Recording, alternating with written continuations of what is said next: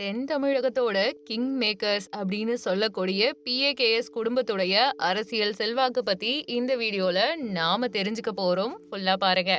பணம் இருந்தா மட்டும் போதாது. அந்த பணத்த காப்பாத்துறதுக்கும், அந்த சாம்ராஜ்யத்த வளர்க்கறதுக்கும் அதிகாரம் வேணும். முத்துப்பிரகாஷ், சுபஸ்ரீ கல்யாணத்துல பாத்தீங்கன்னா, நாம பார்த்த அந்த கூட்டம் சாதாரணமானது கிடையாது. அங்க வந்திருந்த விஐபிக்கள், அரசியல் தலைவர்கள், முக்கியமா அதிகாரிகள். இத பார்த்தாலே தெரியும் அந்த குடும்பத்தோட செல்வாக்கு என்னன்னு. தென் தமிழகத்துல ஒரு சின்ன அசைவு நடந்தாலுமே, இந்த குடும்பத்தோட சம்மதம் வேணும்னு தான் சொல்லப்படுது. அது உண்மையா என்னன்றதும் இந்த வீடியோல நீங்க தெரிஞ்சுக்க போறீங்க.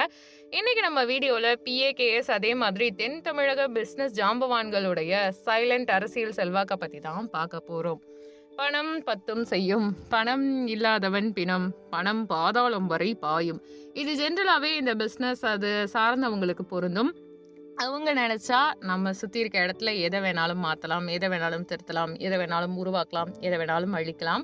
இது ஜென்ரலான விஷயம். இதை தெரியாதவங்க யாரும் கிடையாது. ஏன்னா வந்துட்டு பணம் படைச்சவங்க தான் எப்பயுமே ஒரு ரூலிங் பார்ட்டியா இருப்பாங்க. அவங்க நினைக்கிறது தான் ஒரு சின்ன மாற்றம். இப்போ நாம வந்து லாக்டவுன்ல மாட்டிக்கிட்டோம். நாம வந்து இந்த குவாரண்டைனை தாண்டி முக்கியமான விஷயம் பண மதிப்பிழப்பெல்லாம் ஏற்பட்ட சமயத்துல பாத்தீங்கன்னா ஒண்ணுமே பண்ண முடியாம முடங்கி போயிட்டோம். பட் இது எல்லாத்தையும் டிசைட் பண்ணி ஒரு சைலண்டான இடத்துல இருக்குது இந்த பணக்காரர்கள் தான். அதே மாதிரி அவங்களுடைய செல்வாக்கு, அவங்களுடைய அதிகாரம், அவங்களுடைய மரியாதை, யார் எங்க இருக்கணும், யார் என்ன பேசணும், யார் என்ன பண்ணணும், யார் எந்த இடத்துல இருக்கணும், யார் இவங்களை கேட்டு முடிவு பண்ணணும், யார் என்னென்னலாம் யோசிக்கணும்ட்டுன்னு எல்லாத்தையுமே ஒரு ப்ரீ பிளான்டா பர்ஃபெக்டா பண்ணக்கூடியவங்க தான் இந்த பணக்காரர்கள்னே சொல்லலாம். குறிப்பா அந்த தூத்துக்குடி ஃபேமிலி, இவங்களுக்கு ஒரு மிகப்பெரிய அரசியல் செல்வாக்கு இருக்குன்னு சொல்றாங்க. அது மட்டும் இல்லாம ஜென்ரலா பார்த்தோம்னா, இவங்க வெறும் பிசினஸ் மேன் அப்படிலாம் கிடையாது. எவ்வளோ வந்துட்டு ஒரு திருமணத்த நம்ம கவனிச்சு முக்கியமான விஷயத்துல பார்த்தோம்னா, பாகுபாடு இல்லாம எல்லாரும் வந்து தங்களுடைய செல்வாக்க செம்மையா கொண்டு போயிருப்பாங்க. கட்சி பாகுபாடு இல்லாம எல்லா அரசியல் தலைவர்களும் வந்து வாழ்த்திருப்பாங்க. ஆளுங்கட்சி, எதிர்க்கட்சி அப்படின்னு எந்த பேதமுமே இருக்காது. பொதுவா அரசியல்ல இருக்கிறது அரசியல்வாதிகள் தான். அந்த அரசியல வந்து கிங் மேக்கரா வந்து அசைக்கிறது இந்த பிசினஸ் மேன்ஸ் தான். ஸோ எல்லாருக்குமே இவங்கள பிடிக்கும். பிசினஸ் மேனா இருக்கிறவங்கள எங்க போனாலுமே இவங்களுக்குன்னு ஒரு தனி செல்வாக்கு இருக்கும். அது மட்டும் இல்லாம இது எல்லாமே எதை காட்டுதுன்னா, இவங்க எந்த ஒரு குறிப்பிட்ட கட்சிக்கும் சொந்தமானவங்க கிடையாது. இவங்க எல்லாருக்குமே தேவையான பவர் சென்டரா இருப்பாங்க. பிசினஸ் சாம்ராஜ்யம் வளரும்போது அது வந்துட்டு அந்த பகுதியுடைய பொருளாதாரத்தை தீர்மானிக்குது. அதனால தான் அரசியல் தலைவர்கள் எல்லாருமே இவங்கள தேடி வர்றது வழக்கமா இருக்கு. ஹைலைட்டா பார்த்தீங்கன்னா, நெல்லை அதே மாதிரி தூத்துக்குடி மாவட்டங்கள்ல இருக்கக்கூடிய அரசியல்ல இவங்களுடைய வார்த்தைக்கு மிகப்பெரிய மதிப்பே இருக்குன்னு சொல்றாங்க. இவங்க வெறும் பிசினஸ் மேன் மட்டும் கிடையாது. இவங்க வந்துட்டு பாகுபாடே இல்லாத ஒரு பகுதியோட பஞ்சாயத்து தலைவர்கள்னு தான் சொல்லணும். அதாவது ஒரு பிரச்சனைனா போலீஸ் ஸ்டேஷன் போறதுக்கு முன்னாடி மக்கள் இந்த குடும்பங்கள், பெரிய குடும்பங்களை தேடி தான் போவாங்க. இவங்க சொல்ற தீர்ப்புக்கு அங்க இருக்கக்கூடிய மரியாதை அப்படின்றது ரொம்ப பெருசா இருக்கும். அவங்களுக்குன்னு ஒரு பெரிய கட்டுப்பாடும் இருக்கும்.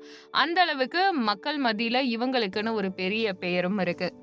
இவங்க நேர்மறையா பிசினஸ் பண்றனால தாங்க இவ்ளோ பெரிய பேர் கிடைச்சிருக்குன்னு சொல்றாங்க. குறிப்பா பாத்தீங்கன்னா, அதிகாரம்லாம் எப்படி வரும்ன்ற கேள்வி, இவங்க பண்ணக்கூடிய தான தர்மங்களால மட்டும் தாங்க வருது. கோவில் திருமண விழாக்கள்னு இவங்களுக்குன்னு முதல் மரியாதை, ஏழை எளிய மக்களுக்கு, மாணவர்களுக்கு கல்வி உதவி, அதே மாதிரி ஊர்ல நடக்கிற பொது காரியங்களுக்கு இவங்க தான் முதல் ஆளா நின்னு பயங்கரமா வந்துட்டு டொனேஷன் கொடுப்பாங்களாம். இந்த புரோகிராம தாண்டி இவங்களுக்குன்னு பின்னாடி ஒரு பெரிய பலத்த மக்கள் கூட்டமே இருக்கு. ஒரு எலெக்ஷன் நடக்கும்போது தான் இந்த குடும்பங்கள் யாரை சப்போர்ட் பண்ணுவாங்களோ அதை தான் வந்து அந்த ஊர்க்காரங்க எல்லாருமே ஃபாலோ பண்ணுவாங்க. எப்பயுமே இந்த பணக்கார குடும்பங்கள் கிட்ட ஒரு விஷயம் இருக்கும். இவங்களை ஃபாலோ பண்ணி ஒரு பெரிய கூட்டம் அந்த ஃபாலோவர்ஸா இருப்பாங்க. இவங்க சொல்றது கேட்கறதுக்குன்னு பயங்கரமான அந்த குழுக்கள் இருக்கிறது எல்லாமே உங்களுக்கு நடக்கக்கூடியதா இருக்கும். ஸோ எப்பவுமே அதாவது நம்ம ஊர்ல யார் வேணாலும் ஆட்சி பண்ணலாம். ஆனா சைலண்டா இருந்து ரூல் பண்றவங்க இந்த மாதிரியான பெரிய பெரிய பணக்கார செலிபிரிட்டிஸ்ன்னு தான் சொல்லி ஆகணும். அது மட்டும் இல்லாம அதிகாரம் இவங்களுக்கு எப்படி வருது அப்படின்ற கேள்விக்கான பதில் சிம்பிளான விஷயம். பணம் இருக்க இடத்துல எங்க ஒரு பணம் அதிகமா புழங்குதோ அங்க வந்து முன்னேற்றம் நடக்கும். அந்த இடத்துல தான் மக்கள், அரசியல், சுத்தி இருக்க நிர்வாகம் எல்லாமே இயங்கும். அந்த மாதிரி தான். குறிப்பா பார்த்தோம்னா, இவங்கள யார் சப்போர்ட் பண்றாங்க, இல்ல இவங்க யார சப்போர்ட் பண்றாங்களோ, அவங்களுக்கு தான் வந்துட்டு மக்களே ஓட் போடுற லெவலுக்கு பெரிய ஒரு பலத்த மக்கள் பலம் இவங்க கிட்ட இருக்கு.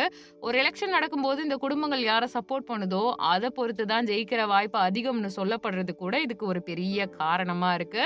இது சாதாரணமான விஷயம் கிடையாதுங்க. எல்லா இடங்கள்லயும் இப்படிப்பட்ட ஒரு அரசியல் தான் நம்மள சுத்தி நடந்துட்டு இருக்கு.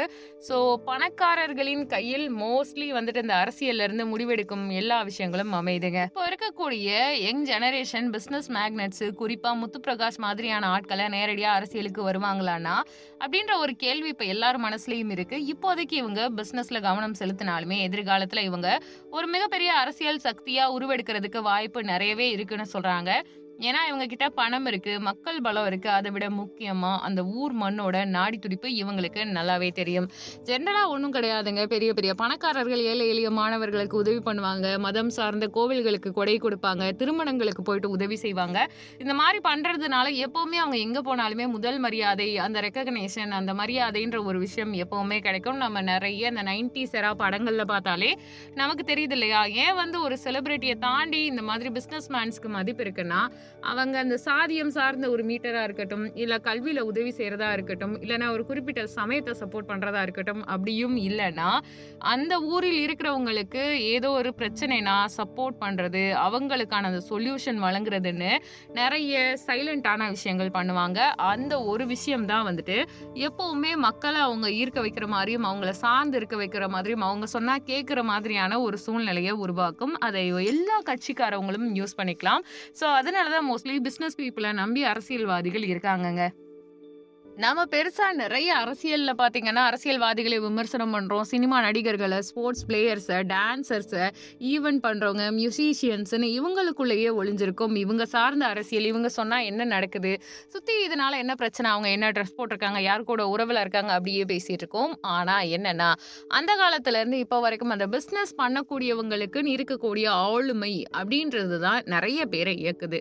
ஆனா அது நமக்கு தெரியவே தெரியறதில்ல. பட் இப்போ ரீசெண்டா பாத்தீங்கன்னா, அம்பானி அவர்களுடைய குடும்ப திருமணமா இருக்கட்டும், அதிலே தெரிஞ்சிருக்கும் சினிமா பிரபலங்கள்ல இருந்து எல்லாரும் எப்படி விருப்பப்பட்ட அந்த கல்யாணத்துக்கு போறாங்க, அவங்களுடைய கூட இருக்கிறவங்களா காட்டிக்கிறாங்க, அவங்களுடைய அந்த கல்யாணத்துக்கு ப்ரையாரிட்டைஸ் பண்றதா இருக்கட்டும், தங்களுடைய அந்த மரியாதையை உருவாக்குறதா இருக்கட்டும், எல்லாருமே இவங்களுக்கு சப்போர்ட் பண்ற மாதிரியான ஒரு தோரணையா இருக்கட்டும், அந்த ஒரு விஷயத்த பண்றாங்க.